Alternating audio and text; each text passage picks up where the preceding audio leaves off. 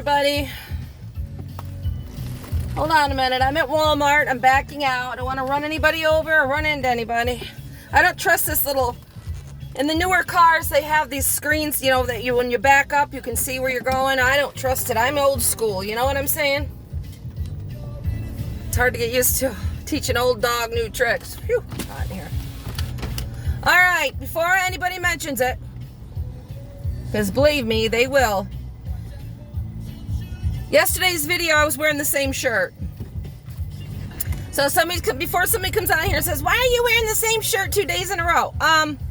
Well, it's because I only wore it for like an hour yesterday. Didn't get dirty, so I'm wearing it again today. There.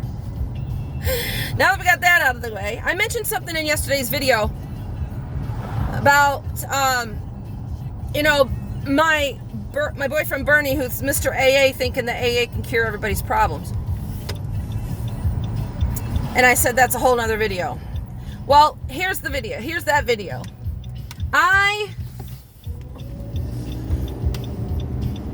Hold on. Okay. I credit AA for my recovery in a lot of ways. Not in every way, but in a lot of ways. And, you know, I am not a Christian. I make no bones about it. I'm a pagan. I don't believe in the Christian religion. I don't believe in God, Jesus. I don't believe in the Bible. I don't believe any of that. And a lot of people think that AA and NA are all Christianity. Well, let me tell you, a lot of, you know, the men that wrote the book, the big book, were. But I needed something that was going to save my life. I rejected AA the first time I came into recovery. I was like, that is not for me. That is, you know, God. That is, you know, I don't need that. It's, you know, all crap. Although I didn't know anything about it, I just knew it was all crap. Because you know why? Because I knew everything. I knew what I needed, knew what I didn't need it. And you know where that got me? Yeah, in the ditch. So when I came back to recovery, I knew I needed to do something different. So I thought, okay, how can I do this AA thing without becoming a Christian?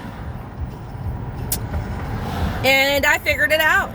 You know, I mean, I don't have the answer for you how I did it. I just figured it out. You know, there's an old saying called eat the meat and spit out the bones.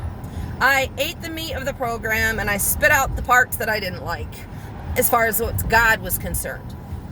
And I just, you know, I realized that I need a higher power. My higher power is the AA way of life.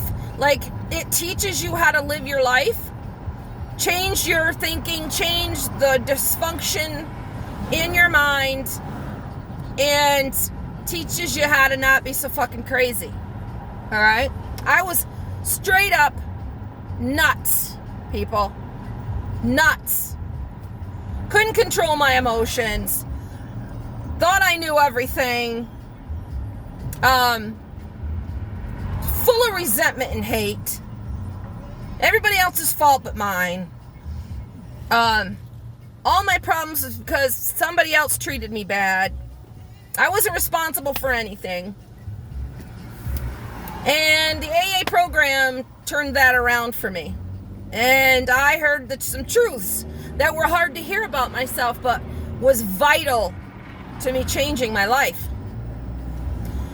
So, I don't come out here and talk about the AA program very often, because I don't want to run people off thinking I'm trying to shove something down their throats, because I'm not.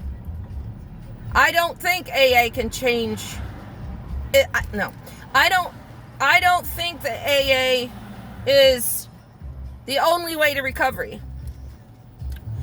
You know, we all have our ways. We all, you know, if you're in recovery and you got a lot of, you know, some clean time coming and you're enjoying your recovery and you're doing something different, God bless you.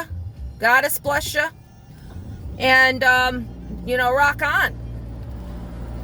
And I don't think that I was raised in a Christian cult where I was taught that if you don't, you need to pray harder, study the Bible longer. Like, nobody knows the Bible.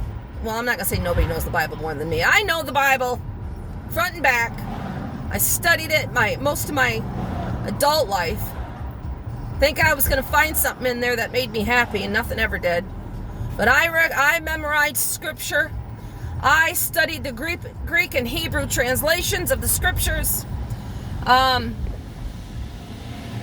to figure something out, and none of it made sense to me.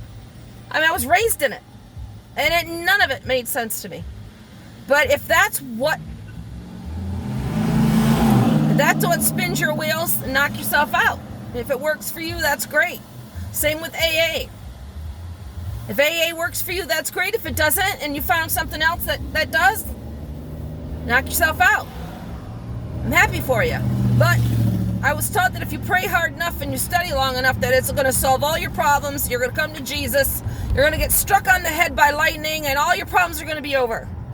And that's what a lot of people think about AA. I don't. It took a lot of hard work, a lot of walking through fears, a lot of challenging bullshit thinking of my own, listening to people tell me stuff that wasn't easy to hear, a lot of white knuckling. When I wanted to use, I didn't. Yesterday, it started last night when I was like, I just kept finding myself thinking about getting high, and I'm coming up on the 28th will be 6 years. I still think about it sometimes. It still comes into my thoughts sometimes. Sometimes I get mad that I can't use. It's all fucked up. That lie sitting there telling me that getting high is gonna fix my problems. It's a fucking lie. But it doesn't mean that it doesn't go through my mind and it doesn't pull at me.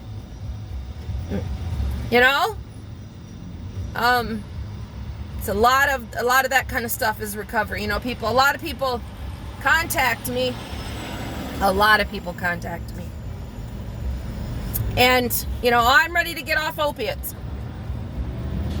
How do I do it? How do I use Kratom to get off opiates? How do I put a lot of effort into helping them, they disappear. Because I think, they think that a chemical, that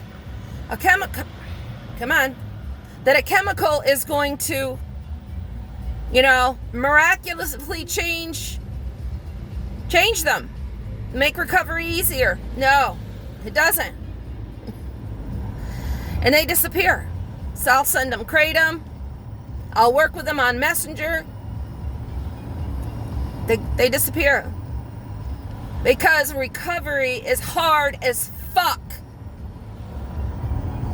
And unless you are ready to do whatever it takes, you're not going to recover. You're going to go back. You're going to have days where you want to use so fucking bad, you're crying and you're throwing shit and you're mad and you're all your being wants to fucking get high. Your whole fucking being wants to get high. And you can't. And you get fucking mad. And it fucking is uncomfortable as hell. And you can't fucking use. And listen to me. Remember, feelings are not real. Feelings are not real.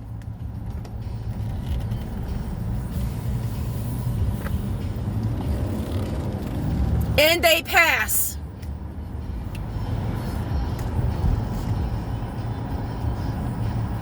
God, if somebody would have, if I'd have listened to that the first time I came into recovery, I would have saved myself a lot of issues. It fucking sucks. There's this thing called Happy, Joyous, and Free in the AA program. Oh, if you just do the AA program and you follow it with all your heart, you're just going to be happy, joyous, and free. I haven't experienced that. I haven't. I have moments of happiness. I have moments But it's not some miraculous state of mind that you're gonna, all of a sudden, if you do everything right, that you're gonna just experience this happy, joyous, and free, and you're just gonna be dancing on sunshine, all, you know, rainbows coming out your ass. That's not how it works. So when people are in recovery and they're miserable, and they're like thinking, I'm doing something wrong, or this doesn't work. You know what? It only works if you work it. You got to work it. You have got to work it. You have got to do a lot of fucking crying and white knuckling, and you know, like I said, I white knuckled it for 2 years, and I tried Suboxone, and you know what?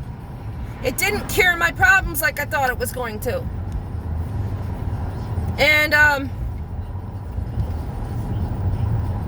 And so I decided that, you know, I didn't want to be addicted to something, so I stopped it. Now I take Kratom.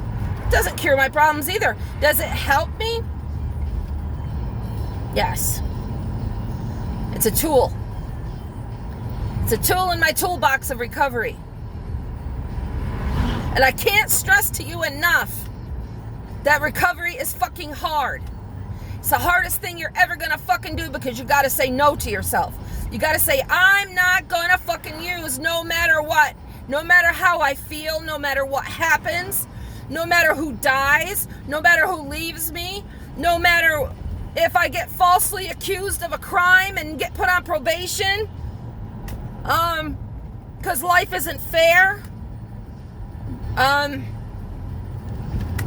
You know? Alright, well, I've rattled on enough. But no, I don't believe AA cures all your problems, and I don't believe it's the end-all be-all. But it was my stepping stone that helped me. Alright, I'm gonna go. I'm just driving around aimlessly, waiting to finish this video.